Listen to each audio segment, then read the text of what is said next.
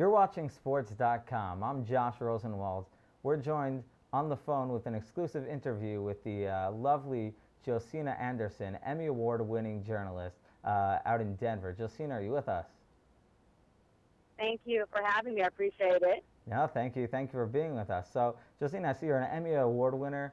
You are on Showtime's Inside the NFL. You work at Fox Sports out in Denver. You're a former Tar Heel track star. You're a ballerina and a junior Olympic gold medalist. Is there anything you haven't done?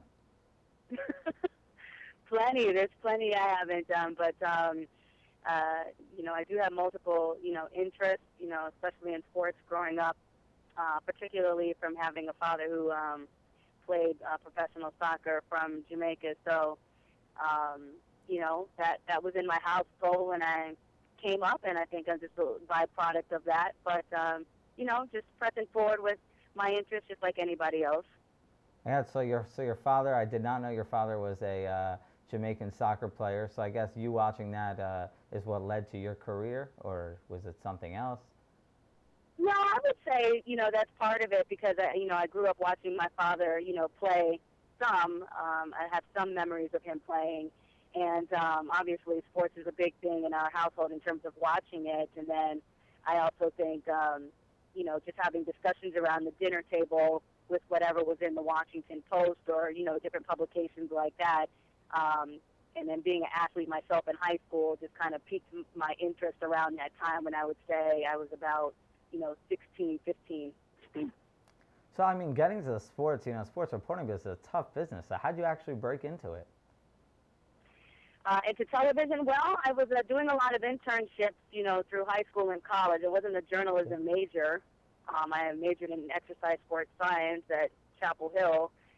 But simultaneously, I was doing a lot of internships with, ABC in Durham, and I did a couple years at ESPN, and so that really helped me to get my tape together and get a feel for the business, even though I wasn't really doing it in school.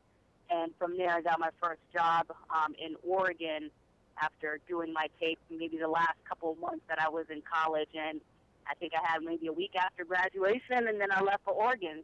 And then the rest is, where I am now. So would you say Oregon's your first big break, or something else was your first big break? Well, I think you'd have to say it's Oregon from the standpoint of, that was my first TV job.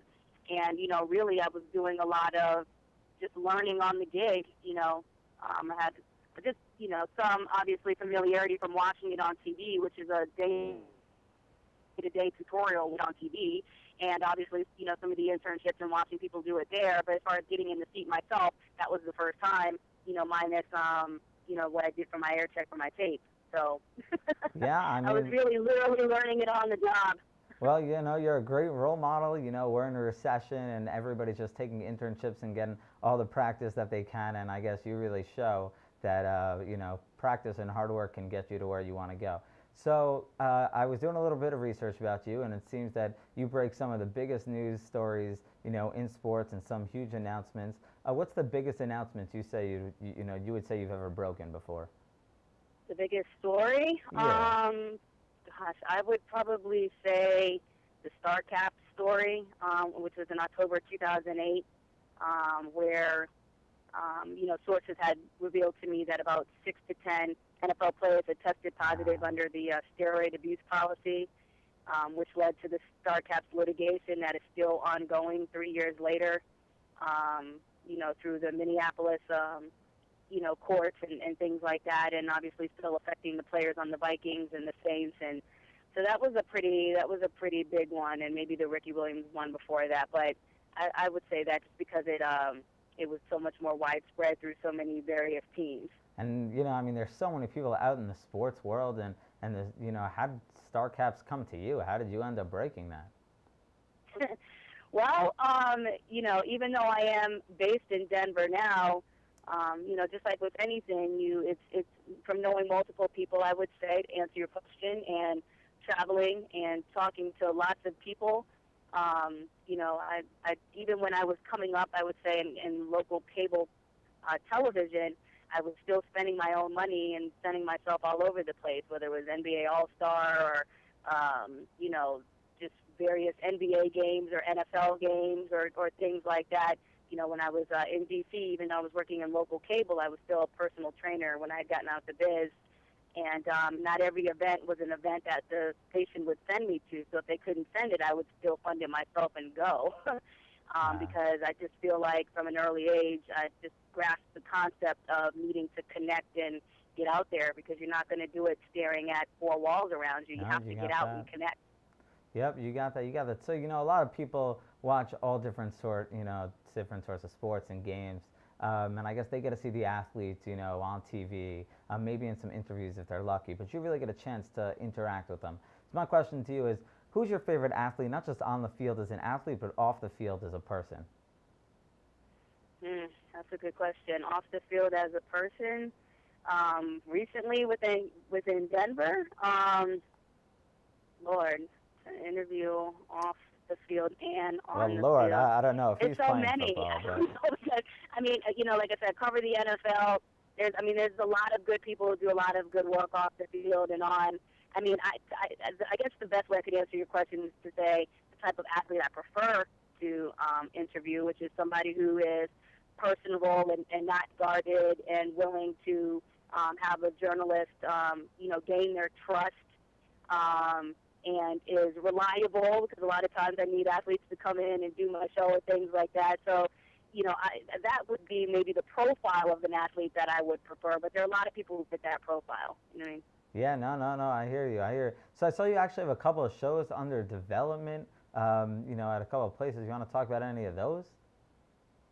What did you say now? I said I saw you have some shows in development, that you're currently working on.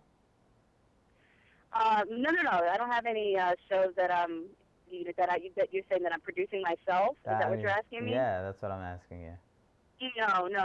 I did try to put a show together when I was like 25, that I was working the pitch to Comedy Central and things like that, but not one that I'm currently working on. No. And no aspirations to try again, huh? No, I would like to do that. I think when I have a little bit more foundation in what I'm doing nationally, and I'm not, working for so many things at one time, and I can kind of spread my wings back in that facet of multimedia, I would love to do that again. But you have to have time, and I'm only, one person.